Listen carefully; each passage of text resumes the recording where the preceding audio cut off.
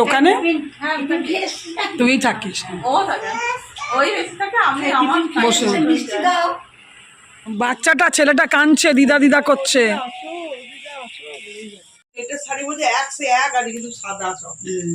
নেটের শাড়িগুলো সাদা আমি মাকে বলেছি বাপিদার দোকানেও এসছে নেটের শাড়ি সাদা এরকম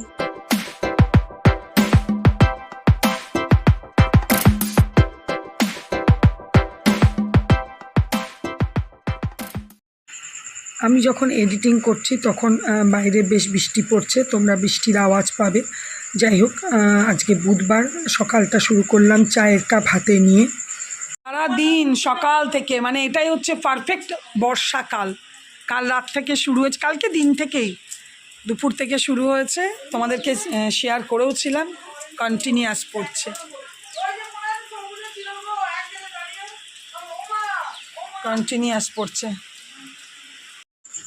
আমার আজকে যাওয়া হয়নি তার কারণ হচ্ছে মাদের এখানে আমার মাস্তো দিদি এসছে আমার একটাই মাস্তো দিদি ওর মেয়ের কাছে এসছিল সেখান থেকে আমাদের এখানে এসেছে এই দেখো মাস্তো দিদির মেয়ে আর বাচ্চাটা সত্যি কি কিউট ওর কথাবার্তা খুব সুন্দর গো ওটা কি বিস্কুট হ্যাঁ দাদুকে কি ভয় লাগছে এটা কে এটা পুতুল না এটা স্পাইডারম্যান হ্যাঁ এটা খোলা যায় না হ্যাঁ রে হ্যাঁ দাদু চলে যাচ্ছে টাটা করো হ্যাঁ এই টাটা করছে না তোকে ওই দেখো তোকে টাটা করছে এই তো দেখতে পাবে তোর মামিরা তিনা হ্যাঁ দাদু ডিউটি যাচ্ছে ওই টাটা করতে গেছে তখন এই দেখো এটা হচ্ছে আমার মাস্তো দিদির মেয়ে ওর আমি যেখানে থাকি ওইখানেই বিয়ে হয়েছে আর এই দেখো নাতি মাস্তো দিদির আয়োজন দিদি বাচ্চাটার কথাগুলো সত্যি এত বুদ্ধিমান এত সুন্দর কথা গো ওকে নাম জিজ্ঞেস করা হচ্ছে তো কি সুন্দর করে বলছে জানো আর আমার দাদাকে দেখে একটু ভয় পাচ্ছে নাম বলো তুমি কোথায় এসছো বলো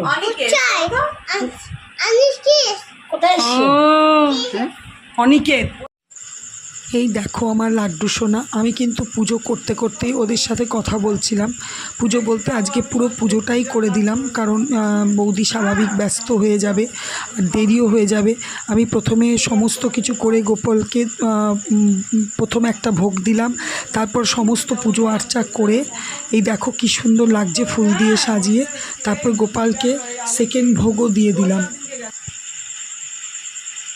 এদিকে দেখো মাস্তো দিদিকে রেখে মাস্তো তো দিদির মেয়ে আর বাচ্চাটা চলে যাচ্ছে তো বাচ্চাটা কিছুতেই ওর দিদাকে ছেড়ে যাবে না সেই দেখো টেনে নিয়ে যাচ্ছে আবার বলছে প্লেন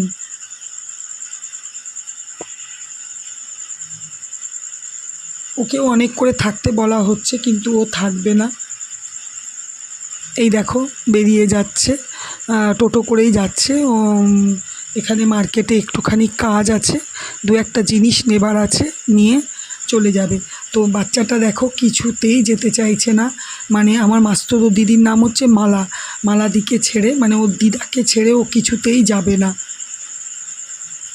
বাচ্চাটা ছেলেটা কাঁদছে দিদা কাঁদছে এই যে টিফিন দিয়েছে বৌদি আলুর তরকারি খেতে শুরু আমি করেছিলাম ও আসতে যাবে বলে খাওয়াটা বন্ধ করে আবার গেলাম আলুর তরকারি মিষ্টি আর রুটি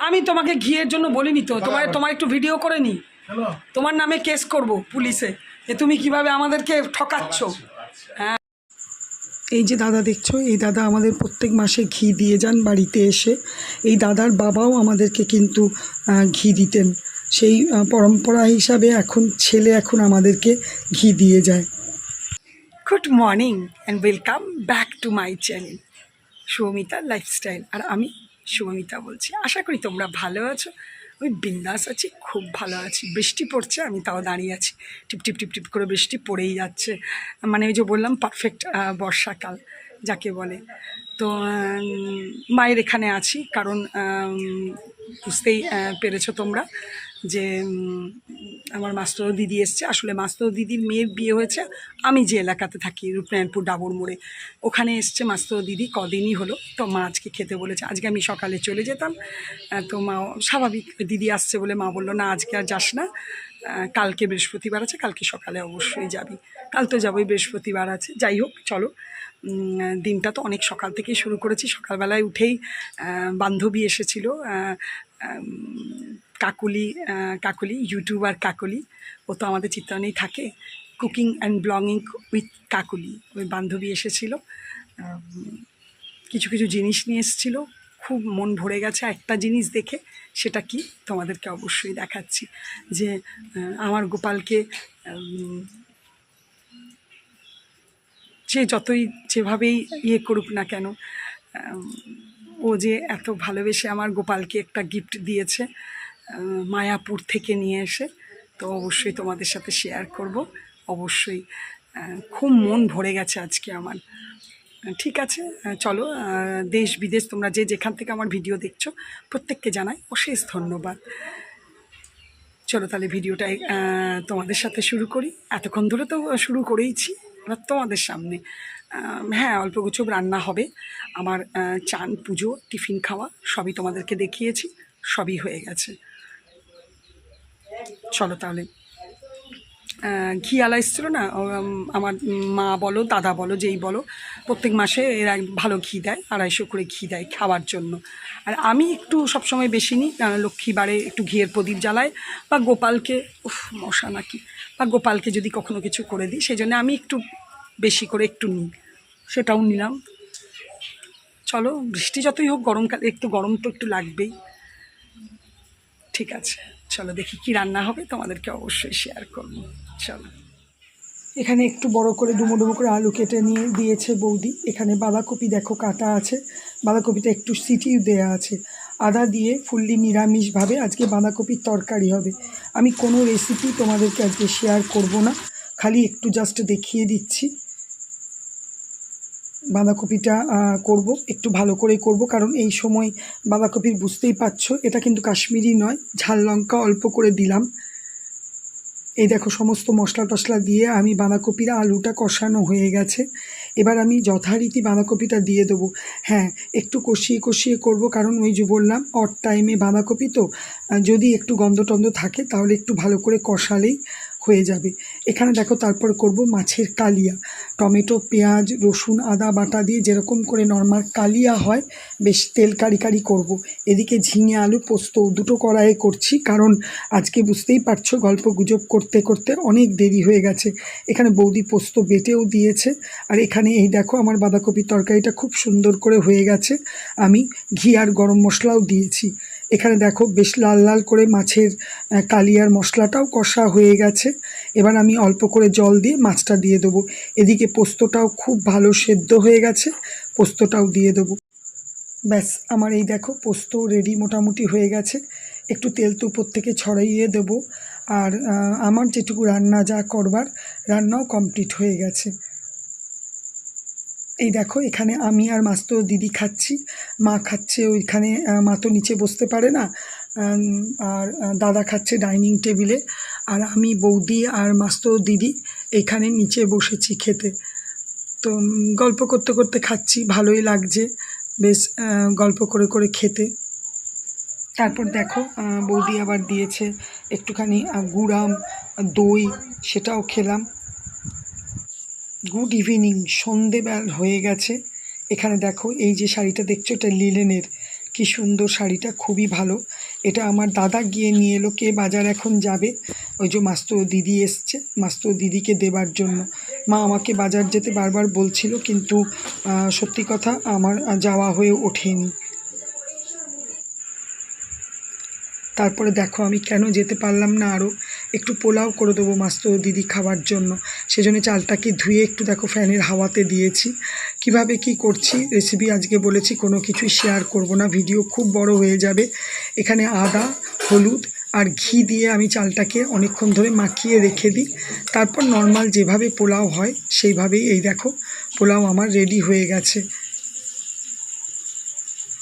এখানে দেখো আমার মাকে আর মাস্তো দিদিকে বৌদি খেতেও দিয়ে দিয়েছে, আমাকেও দিয়েছে, কিন্তু আমি আজকে পোলাও খাবো না বলে এই দেখো একটা রুটি নিয়েছি আর তরকারি, আর মাস্তো দিদির মেয়েটা ওই মিষ্টি নিয়ে এসেছিলো, ওই মিষ্টি। চলো তাহলে খেয়ে নিই। এতক্ষণ একটু তাও ক্লিয়ার হয়েছিল, আবার হঠাৎ বাইরে বৃষ্টি শুরু হয়ে গেছে, বেশ ভালোই বৃষ্টি পড়ছে। তো ভাবলাম অনেক রাতও হয়ে গেছে, 12টা বাজে, তো ভাবলাম ভিডিওটা আজকে শেষ করে দিই। আর মাথায় প্রচণ্ড ব্যথা করছে, চোখে মাথায়, কেন জানি না, একটু ভালো লাগছে না। তো চলো ভিডিওটা আজকে এখানেই শেষ করব। মায়ের এগুলো ব্যাম্বো ট্রি, দেখো এগুলো কি সুন্দর হয়েছে, আমার ঘরে ভালো মতো করে হচ্ছে, খুব সুন্দর হয়েছে। এই দেখো না, বৃষ্টির তোমরা আওয়াজ নিশ্চয়ই পাচ্ছ। তো সারাদিন বেশ ভালোই, মাস্তো দিদি এসছে, মাস্তো দিদির সাথে কথা বলে দিনটা খুব বেশ ভালোই কেটে গেল। আর কি, চলো আজকে তো আমার যাওয়ার কথা ছিল, যেতেও পারিনি, কালকে বৃহস্পতিবার, গিয়ে প্রচুর কাজ, কি কোন দিকে কি সামলাবো দেখা যাক।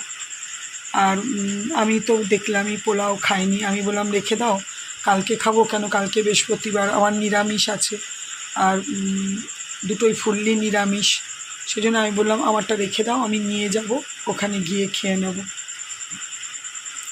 চলো, তোমাদের দাদাও দুদিন আমি এসেছি, দুদিনই আসেনি, তো না এলে খারাপও লাগে। তো আজকে ওর জন্য দিনের বেলাতেও সমস্ত কিছু রান্না করা হয়েছিল। বৌদি বলল যে ছোটদাকে বলবে এসে নিয়ে যেতে, না হ্যাঁ বলবো, কাল যদি আসে তা ভালো, নিয়ে যাবে। ঠিক আছে, চলো আজকে ভিডিওটা এখানেই শেষ করছি। যদি কিছু ভালো লেগে থাকে লাইক কমেন্টস করো, আর অবশ্যই আমার চ্যানেলটাকে সাবস্ক্রাইব করো। তোমরা ভালো থেকো, সুস্থ থেকো, সাবধানে থেকো। চলো, গুড নাইট, টাটা।